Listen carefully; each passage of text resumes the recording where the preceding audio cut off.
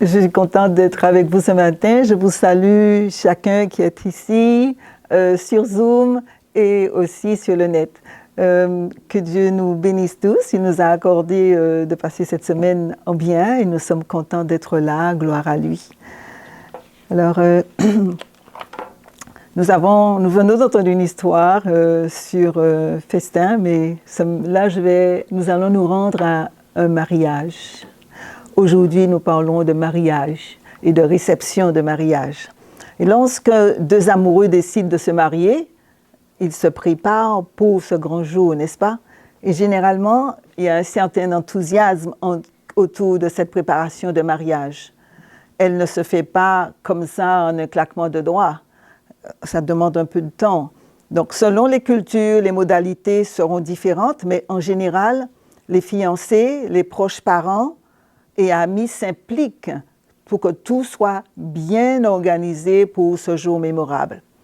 N'est-ce pas comme ça? Amen. Alors, pour cette célébration, les principales préoccupations des fiancés sont souvent leurs vêtements et la réception des invités.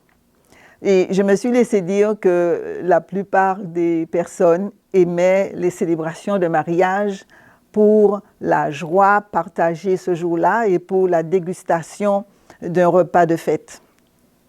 Un mariage est aussi une occasion spéciale pour les mariés et les invités de se vêtir d'habits chics ou de circonstances. Il y a eu un grand mariage célèbre je ne me rappelle pas exactement la date, j'ai oublié, mais c'était le mariage de Kate et William. Et la reine avait donné des consignes précises pour le code vestimentaire. Vous voyez, donc les femmes devaient être couvertes, la tête couverte, des vêtements fermés partout et longs. Et les hommes aussi devaient être bien couverts, les costumes ou la tenue militaire. Donc, il y a quand même on porte des vêtements chics ou des vêtements de circonstance. Alors, je ne crois pas qu'il viendrait à la pensée de quiconque qui a reçu une invitation de se rendre à un mariage, par exemple en tenue de sport, en maillot de bain ou avec des chaussures de jardinage boueuses ou encore avec des vêtements sales. Généralement, les invités honorent les mariés en portant un habit adéquat à la circonstance. N'est-ce pas?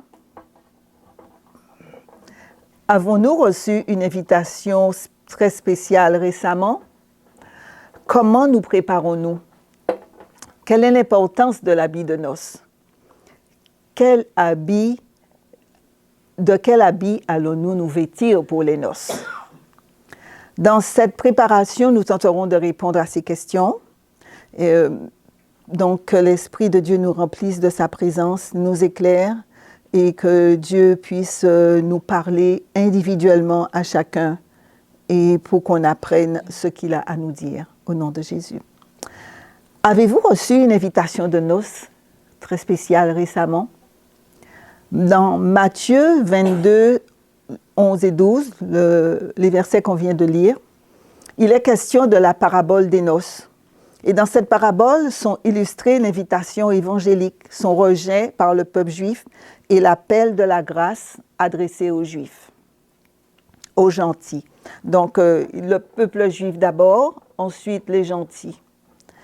Il s'agissait d'un message porté aux Juifs par les disciples après la crucifixion du Christ. L'invitation aux noces a été adressée par les disciples du Christ. Notre Seigneur envoya d'abord les 12, puis les 70 disciples pour annoncer la proximité du royaume de Dieu et engager les hommes à se repentir et à croire à l'Évangile. Mais ce peuple qui se prétendait l'élu de Dieu rejeta l'Évangile qui lui avait été délivré. Dans la parabole des noces, un roi envoie à 2 reprises ses serviteurs rappeler aux invités qu'ils étaient attendus aux noces de son fils. Mais ces derniers ne voulurent pas y aller. Ils allèrent à leurs propres occupations qu'ils estimaient plus importantes que l'invitation du roi. Au verset 6, on lit que d'autres qui avaient reçu l'invitation étaient tellement dérangés par l'invitation du roi qu'ils tuèrent ses serviteurs. Une grande persécution suivit, nous dit Ellen White. Un grand nombre d'hommes et de femmes furent jetés en prison et quelques-uns des témoins du Seigneur, comme Étienne et Jacques, furent tués. Au verset 7, nous lisons que le roi fut irrité. Il envoya ses troupes et fit périr les meurtriers, et il brûla leur ville. Ce jugement fut exécuté lors de la destruction de Jérusalem et de la dispersion de la nation juive. Le roi lança un troisième appel qui représente la prédication de l'Évangile aux gentils, au versets 8 et 9.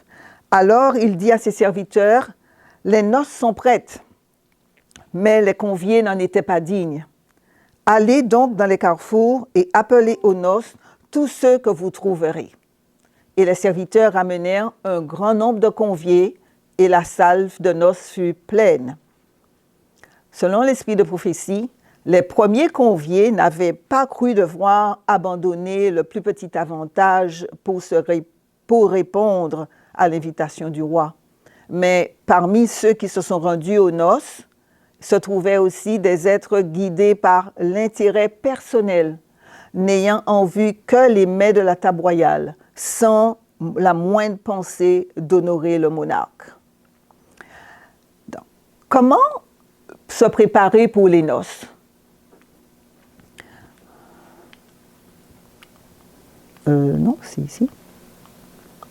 Matthieu 22, versets 11 et 12. Le roi entra pour voir ceux qui étaient à table. Il aperçut là un homme qui n'avait pas revêtu un habit de noces. Il lui dit, « Mon ami, comment es-tu entré ici sans avoir un habit de noces? » Cet homme eut la bouche fermée. La messagère du Seigneur nous dit que quand le roi entra pour voir ceux qui étaient à table, le caractère de chacun fut révélé. Un habit de noces avait été offert à tous de la part du roi. Et en le portant, les convives honoraient le souverain. Or, l'un de ces hommes avait mis ses vêtements ordinaires. Il avait refusé de faire les préparatifs requis. Il dédaignait l'habit qui lui avait été procuré à grands frais. Il témoignait ainsi de son mépris pour le Seigneur. Elle nous dit, toujours la messagère du Seigneur, que l'habit avait été procuré à grands frais. Qu'est-ce que cela signifie? Le Christ donna sa vie pour expier les transgressions dont nous nous étions rendus coupables. La place au festin a coûté la vie, le sang de Jésus pour le salut de toute personne qui croit en lui. Jean 3,16 nous le dit bien, car, vous connaissez le verset, car Dieu a tant aimé le monde qu'il a donné son Fils unique afin que quiconque croit en lui ne périsse point, mais qu'il ait la vie éternelle. Et le quiconque, c'est toute personne, sans exception. Donc, il est important que toute personne croit. Et Dieu veut restaurer ce qui a été brisé. Par ce sacrifice, par ce don de Jésus, Dieu voulait restaurer ce qui avait été brisé. Jésus a pris la place d'Adam après le péché. Jésus a pris la place d'Adam pour porter la sentence. Et c'est lui qui a porté la sentence pour délivrer Adam et toute la descendance. C'est ce don du Fils de Dieu, s'il est accepté et si nous croyons qu'il nous purifie, si nous croyons, c'est ce don qui nous purifie de tout péché. Christ consentit à mourir à la place du pécheur, afin que l'homme, par une vie d'obéissance, pût échapper à la pénalité de la loi de Dieu, bien sûr. Il serait faux de croire qu'accepter l'invitation, contrairement à ceux qui l'ont rejetée au départ, autorise à se rendre aux noces selon ses propres critères, c'est-à-dire sans la préparation requise par Dieu. La place au festin ne coûte pas moins cher à Dieu et Jésus en fonction de qui on est, qu'on soit juif, gentil ou vivant au 21e siècle, ou que nos péchés soient à nos yeux petits ou grands. Cette place n'est pas offerte à rabais. Elle a coûté le sang de Jésus, le sang du Christ, le prix le plus élevé de l'univers, le sang du Fils de Dieu.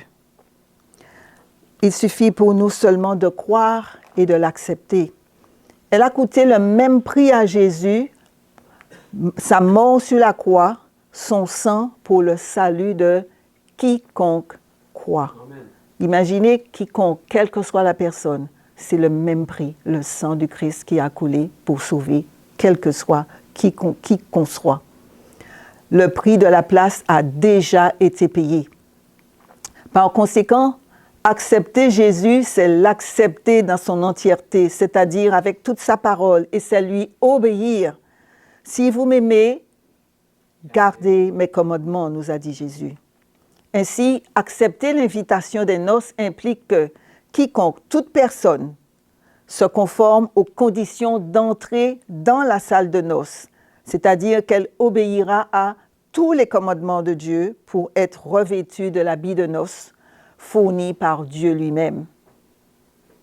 L'habit de noces de la parabole représente le caractère pur et sans tache des vrais disciples du Christ. Autrement dit, celui qui a refusé de porter l'habit offert par le roi a refusé de laisser Jésus transformer son caractère.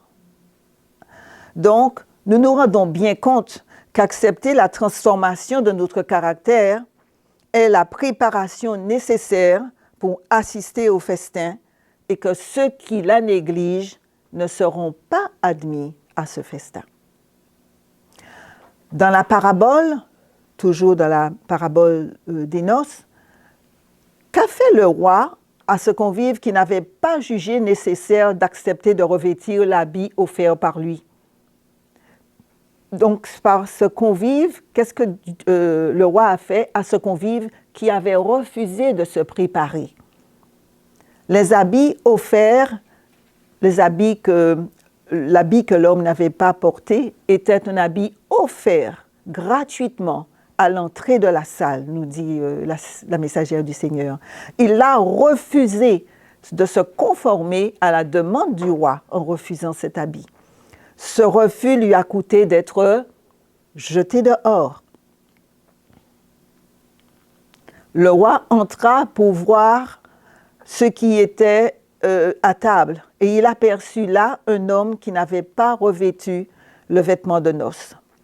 Il lui dit, « Mon ami, comment es-tu entré ici sans avoir un habit de noces ?» Cet homme eut la bouche fermée. Alors le roi dit au serviteur, « Liez-lui les pieds et les mains et jetez-les dans les ténèbres de dehors où il y aura des pleurs et des grincements de dents.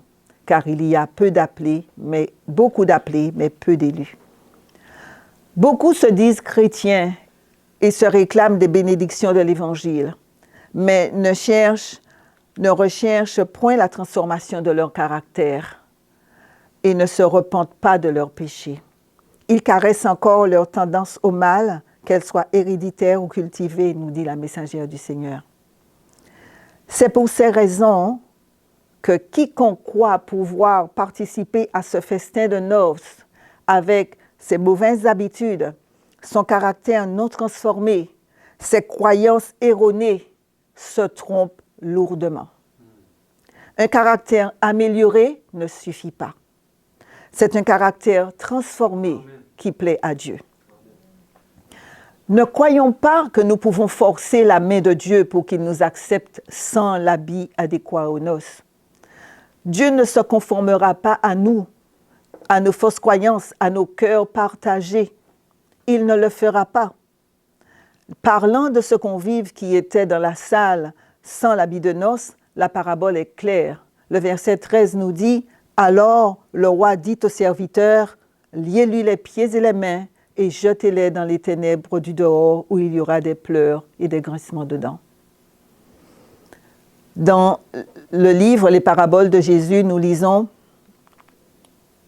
« La vérité doit être implantée dans notre cœur pour diriger nos esprits et contrôler nos affections. Il faut que la parole du Seigneur mette le sceau sur notre caractère. Chaque iota, chaque trait de lettre de cette parole doit entrer dans la vie de chaque jour. Celui qui devient participant de la nature divine se conformera à la grande règle de justice, la sainte loi de Dieu. Cette loi est la norme suivant laquelle il mesure les actions des hommes et au jour du jugement, elle servira de pierre de touche pour évaluer le caractère. Donc, dans la parabole, quand le roi demande « Comment es-tu entré ici ?», l'homme interpellé reste silencieux. Et la messagère du Seigneur nous dit qu'il en sera de même au grand jour du jugement. Maintenant encore, on peut excuser ses défauts, mais à cette heure-là, on ne pourra plus les justifier. Quelle est l'importance de l'habit de noces? Dans la parabole des noces, qui fait l'inspection des hôtes? Le roi. Le roi. C'est le roi lui-même. Et l'examen des invités par le roi symbolise l'œuvre du jugement. Seuls ceux qui se sont conformés à ces directives, aux directives du roi, et ont revêtu l'habit de noces, sont reçus au banquet évangélique. Tous sont appelés à passer sous le regard scrutateur du grand roi. Seuls ceux qui porteront la robe de justice du Christ seront acceptés. Voilà, cela revient à pratiquer ce qui est juste. C'est par ces actes que chacun sera jugé. Ce sont nos œuvres qui mettent en évidence notre caractère et l'authenticité de notre foi. Voilà pourquoi porter l'habit de noces est important.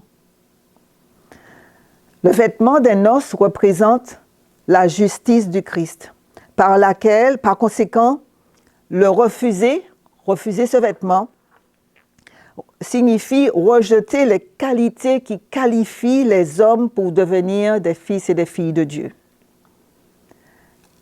À l'instar des invités de la parabole, nous n'avons rien de convenable à porter.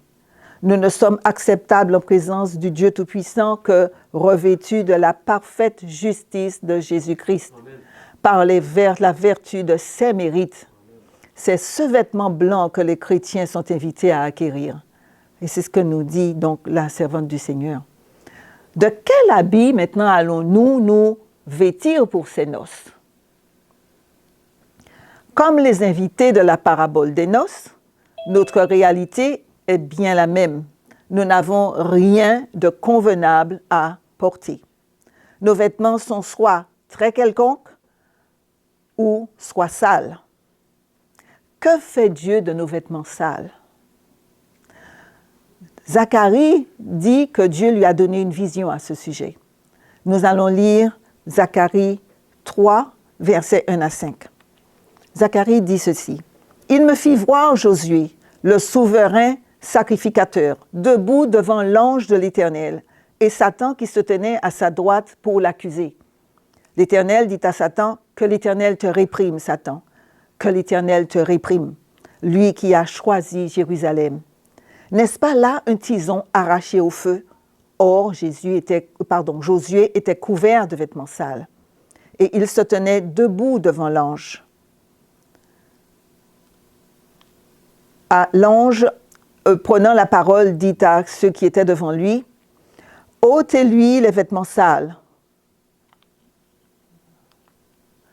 L'ange, prenant la parole, dit à ceux qui étaient devant lui, donc, « Ôtez-lui les vêtements sales. » Puis il dit à Josué, « Vois, je t'enlève ton iniquité, et je te revêts d'habits de fête. » Dans ces versets, Josué est le représentant du peuple qui garde les commandements de Dieu. Selon les commentaires de la Bible de la messagère du Seigneur, Satan se tient en face du Christ, notre souverain sacrificateur, nuit et jour, comme un accusateur des frères. Avec son pouvoir magistral, il présente chaque trait répréhensible du caractère comme une raison suffisante pour que le Christ retire son pouvoir protecteur, lui permettant ainsi de décourager et de détruire ce qu'il a fait pécher. Souvenons-nous de ça, frères et sœurs. Mais Christ a fait l'expiation pour chaque pécheur. Plus important. Pouvons-nous par la foi entendre notre avocat dire « N'est-ce pas là un tison arraché du feu? Voilà comme il nous voit, Jésus. Or, Josué était couvert de vêtements sales. Pourquoi nos vêtements sont-ils sales? Les pécheurs apparaissent ainsi devant l'ennemi, par qui son grand pouvoir trompeur les a séparés de la loyauté à Dieu. La même chose qui s'est passée dans le jardin d'Éden. C'est son pouvoir trompeur et il a séparé Adam et Ève de Dieu. L'ennemi revêt deux vêtements de péché et honteux, ceux qui ont été vaincus par ces tentations. Puis il déclare à Jésus qu'il est injuste que Christ soit leur lumière et leur défenseur. Voyez un peu comment ça se passe? Il fait pécher, il couvre de vêtements de péché et de honte, ceux qui succombent à ces tentations. Et ensuite, il dit à Jésus, non, non, tu ne peux pas les défendre. Hein. Ils ont péché. Voilà comme il fait. Ceux qui honorent Dieu et gardent ses commandements sont la cible des accusations de Satan. L'ennemi agit avec toute son énergie pour pousser les personnes à pécher. Alors, mettant en avant les péchés passés de celles-ci, il exige qu'on lui permette d'exercer sa cruauté infernale sur elles et qu'elles soient ses propres sujets. La diapo suivante, on voit donc ceci. Vous, la servante du Seigneur qui nous parle ici, j'ai noté le verset, puis je n'ai pas noté la référence, je suis désolée. Mais ça vient de la servante du Seigneur. Vous, pauvres et mortels repentis, écoutez les paroles de Jésus et croyez ce que vous entendez. L'ange, prenant la parole à cause des accusations de Satan, dit à ceux, donc aux anges qui étaient devant lui, d'exécuter ses ordres. Ôtez-lui les vêtements sales, j'effacerai ses transgressions, je couvrirai ses péchés, je lui imputerai ma justice. Puis il dit à Josué, vois, je t'enlève ton iniquité et je te revêts d'habits de fête. Voyez-vous, il nous revêt d'habits de fête. Les vêtements sales ont été enlevés. Et Christ a dit, vois, je t'enlève ton iniquité. L'iniquité a été transférée à l'innocent, au pur, au Fils de Dieu, au Saint-Fils de Dieu. Et l'homme qui n'a aucun mérite se tient debout devant le Seigneur, lavé de toute injustice et revêtu de la justice imputée du Christ. Amen. Et voilà ce vêtement que Dieu nous met, nous revêt. Voilà, c'est de ce vêtement qu'il nous revêt. Un vêtement de fête. C'est l'honneur que Dieu confère à tous ceux qui sont revêtus des vêtements de la justice du Christ. C'est aujourd'hui que nous devons confesser et abandonner nos péchés pour qu'ils puissent être portés d'avance au jugement pour être effacés. Si nos lèvres ont besoin d'être lavées, si nous nous rendons compte de notre destitution et si nous nous approchons de Dieu avec un cœur contrit, le Seigneur ôtera la souillure et dira à son ange, ôtez-lui les vêtements sales et revêtez-le d'habits de fête, continue la messagère du Seigneur. Comme ceux de Josué, nos vêtements sont sales. Et comme Josué, Dieu veut nous revêtir de vêtements de fête parce qu'il veut que nous soyons prêts pour participer au festin des noces de l'agneau auquel il nous invite. C'est un autre festin de noces dont nous parle la Bible.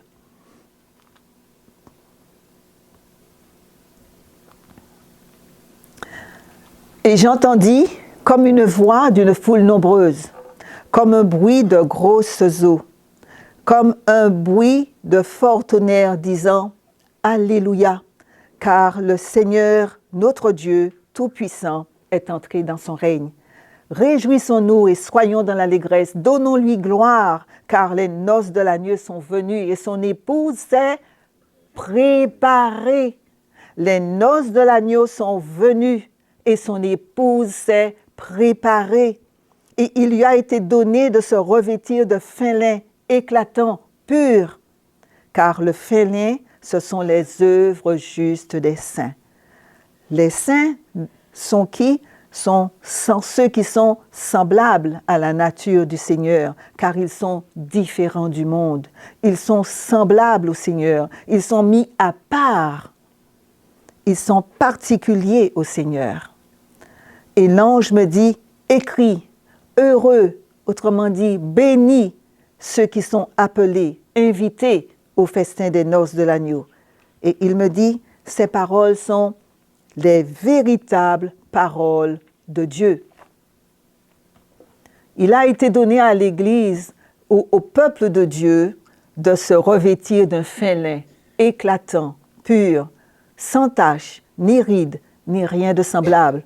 Le fin lin, disent les Saintes Écritures, ce sont les œuvres des justes, les œuvres justes des saints. C'est la justice du Christ, son caractère irréprochable qui est communiqué par la foi à tous ceux qui le reçoivent comme leur sauveur personnel. Amen. Comment le caractère du Christ nous est communiqué par la foi? Dans le livre des paraboles de Jésus, nous lisons ceci. Notre Père exige de ses enfants la perfection. Rien de moins, mes frères et sœurs. Il exige de nous la perfection. Sa loi est l'expression de son caractère et en même temps le modèle de notre caractère. Voici le caractère du Christ que nous devons acquérir. D'accord? C'est ce caractère qui nous est communiqué par la foi.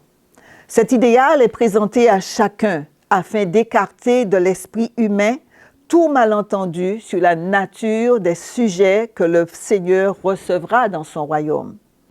La vie du Christ ici-bas fut une révélation parfaite de la loi divine. En conséquence, pour les chrétiens, former un caractère semblable au sien revient à observer les commandements de Dieu. Le Seigneur peut alors les admettre comme membres de la famille céleste. Revêtus des habits glorieux de la justice du Christ, ils auront leur part au festin du roi. Ils se joindront à la foule des rachetés qui auront blanchi leurs vêtements ou dans le sang de l'agneau. Voyez-vous, donc revêtus d'habits glorieux de la justice du Christ, ils auront leur place au festin du roi. Ils se joindront à la foule des rachetés qui auront blanchi leurs vêtements dans le sang de l'agneau.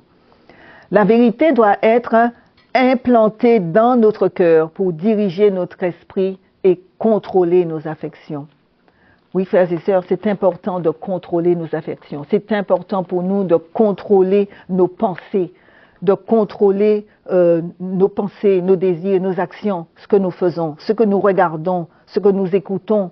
C'est très important parce que cela agit sur notre lobe frontal et cela empêche la communication avec Dieu. Donc nous devons faire très attention à ça.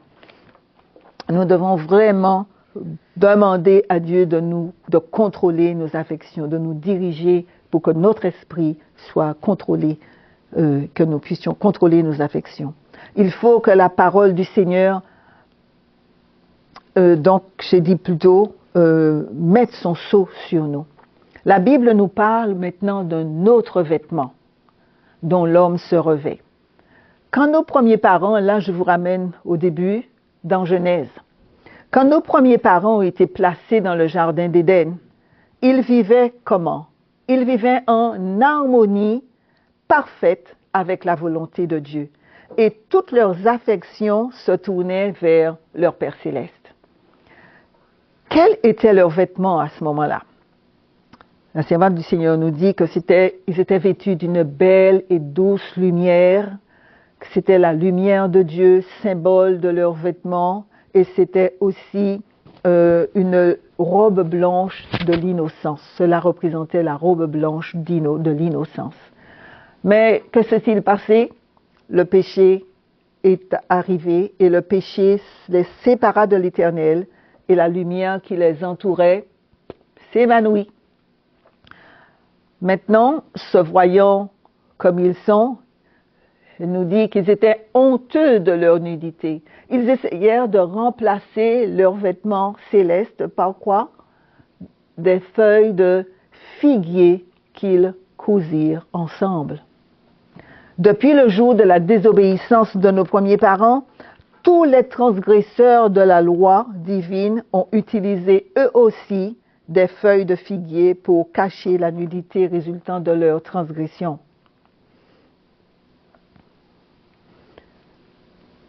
Alors, dans Parabole, la référence n'est pas notée ici, mais c'est dans Parabole, page 271, paragraphe 1. Ils ont mis des habits de leur invention. Ils se sont efforcés de dissimuler leurs péchés sous leurs propres œuvres. Pour quelle raison? Pour se rendre acceptables aux yeux de Dieu. Qui crée les conditions ici? Qui met les critères? Adam et Ève qui posent les critères. Ils veulent se rendre acceptables aux yeux de Dieu. Que font-ils? Ils se font des vêtements, ils cachent leurs péchés sous leurs propres œuvres, sur leurs habits qu'ils ont cousus eux-mêmes, c'est-à-dire les feuilles de figuier. Voyez-vous? Et ce travail servira-t-il à quelque chose? Non. Rien ne pourra jamais remplacer la robe d'innocence qu'ils ont perdue. Ceux qui seront assis avec le Christ et ses anges au festin des noces de l'agneau ne seront pas revêtus de feuilles de figuier ni d'habits de ce monde. Donc, on aura beau chercher à cacher nos péchés, mais à trouver des façons de les cacher, mais ça c'est pour nous rendre acceptables aux yeux de Dieu, mais ça ne marche pas. Ce sont les critères de Dieu qui sont les bons, pas les nôtres. Seuls les vêtements qui ont été préparés par le Seigneur nous permettront de nous présenter devant lui. Le Christ enveloppera de sa robe de justice tous ceux qui se repentent et qui croient. Que dit-il dans Apocalypse? Il nous dit, « Je te conseille, dit-il, d'acheter de moi des vêtements blancs afin que tu sois vêtu et que la honte de ta nudité ne paraisse pas. » Tissée dans les métiers du ciel, cette robe n'a aucun fil de la sagesse d'ici-bas. On peut lire ça dans Parabole de Jésus. Et pour conclure, frères et sœurs, nous allons voir ceci. Dans son humanité, le Christ a formé un caractère parfait qu'il veut bien nous communiquer. Toute notre justice est comme un vêtement souillé. C'est dans Ésaïe 64, 5. Le meilleur de nous-mêmes est altéré par le péché, mais le Fils de Dieu a paru pour ôter les péchés. Et il n'y a point en lui de péché. Le péché, selon la définition biblique, est la transgression de la loi. Et cela se trouve dans 1 Jean 3, 5. Le Christ s'est soumis à toutes les exigences de la loi. Lui-même ne disait-il pas, « Je veux faire ta volonté, mon Dieu, et ta loi est au fond de mon cœur. » Exact. Lorsque Jésus était sur la terre, il affirmait à ses disciples, « J'ai gardé les commandements de mon Père. » Par son obéissance parfaite, il a rendu possible pour tous les hommes l'observation des commandements de Dieu. Jésus nous a montré le chemin. Il a rendu cela possible pour nous. Quand nous nous soumettons au Christ, notre cœur est uni au sien. Notre volonté se confond à la sienne. Notre esprit s'identifie au sien. Nos pensées sont captives de sa volonté. Nous vivons de sa vie. Voilà ce que signifie être revêtu du vêtement de sa justice. Quand le Seigneur nous regarde, il ne voit pas un habit fait de feuilles de figuier, ni la nudité, ni la laideur du péché, mais sa propre robe de justice qui est l'obéissance parfaite à la loi de l'Éternel, nous dit la messagère du Seigneur dans Parabole pour Jésus. Et nous, quel habit choisissons-nous? Choisissons-le rapidement, frères et sœurs. Car Matthieu 24:4 nous déclare, « Car le Fils de l'homme viendra à l'heure où vous n'y penserez pas. » Et dans Apocalypse 16:15, nous lisons, « Heureux celui qui veille et qui garde ses vêtements afin qu'il ne marche pas nu et qu'on ne voit pas sa honte. » Et nous, quel habit choisissons-nous? Donc, récapitulons. Nous avons reçu une invitation aux noces de l'agneau. Oui, nous tous, nous l'avons reçu. Nous préparons-nous? Amen. Allons-nous accepter de revêtir la robe de fin lin, c'est-à-dire de la robe de la justice du Christ? Avons-nous des œuvres justes des saints, de ceux qui sont semblables au Seigneur, qui sont particuliers au Seigneur car ils sont différents du monde? Et sommes-nous heureux, bénis dans la joie d'être invités aux noces de l'agneau? Amen.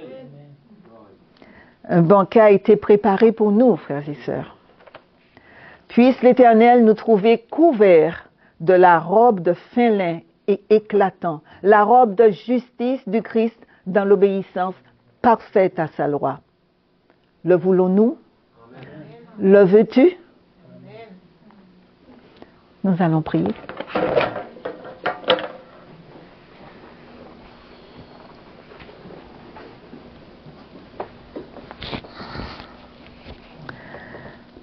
Éternel, notre Dieu, nous sommes tellement heureux, contents de cette invitation que tu nous fais aux noces de l'agneau, au festin des noces de l'agneau. Mais heureux, Seigneur, de ce que Jésus a payé ce prix pour nous, pour que nous soyons là. Heureux, Seigneur, de ce que Jésus nous a pris notre place, et c'est lui, mon Dieu, qui a porté la culpabilité du péché. Quel amour pour nous, Seigneur, quel amour. Veuille, Seigneur, je te prie, nous faire bien prendre conscience de cela et accepter cet habit que tu veux que nous portions, l'obéissance à ta parole. Et Seigneur, te laisser conduire nos vies jusqu'à ce moment glorieux. Bénis chacun qui écoute, chacun, Seigneur, qui entend ta parole. Parle au cœur de chacun de nous, Seigneur, au nom de Jésus. Amen.